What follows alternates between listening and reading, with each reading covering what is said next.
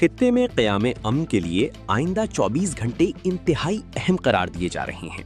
مشرق وسطیٰ میں دیرپا امن کے قیام اور ایران و امریکہ کے مابین جاری جنگ کے خاتمے کے لیے پاکستان کی مخلصانہ سفارتی کوششیں رنگ لے آئیں۔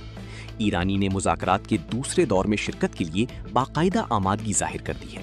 اس ضمن میں ایرانی وزیر خارجہ عباس عراقچی کی مختصر ٹیم کے ہمراہ آج رات اسلام آباد آمد متوقع ہے۔ حکومتی ذرائع کے مطابق پاکستانی مصالحتی ٹیم سے اہم بات چیت اور گفتگو کے نتیجے میں امریکہ اور ایران کے درمیان اسلام آباد امن مذاکرات کا دوسرا راؤنڈ متوقع ہے۔ امریکہ کی لاجسٹک اور سیکیورٹی ٹیم بھی مذاکراتی عمل کے لیے اسلام آباد میں پہلے سے موجود ہے۔ قبل ازیں نائب وزیر اعظم و وزیر خارجہ محمد اسحاق ڈار اور ایران کے وزیر خارجہ عباس عراقچی کے درمیان اہم ٹیلی فونک رابطہ ہوا، جس میں علاقائی صورتحال، جنگ بندی اور اسلام آباد کی جانب سے جاری سفارتی کوششوں پر تفصیلی تبادلہ خیال کیا گیا۔ ترجمان دفتر خارجہ کے مطابق اسحاق ڈار نے خطے میں پائیدار امن اور استحکام کے فروغ کے لیے مسائل کے حل میں مسلسل اور بامانی مذاکرات کی اہمیت پر زور دیا۔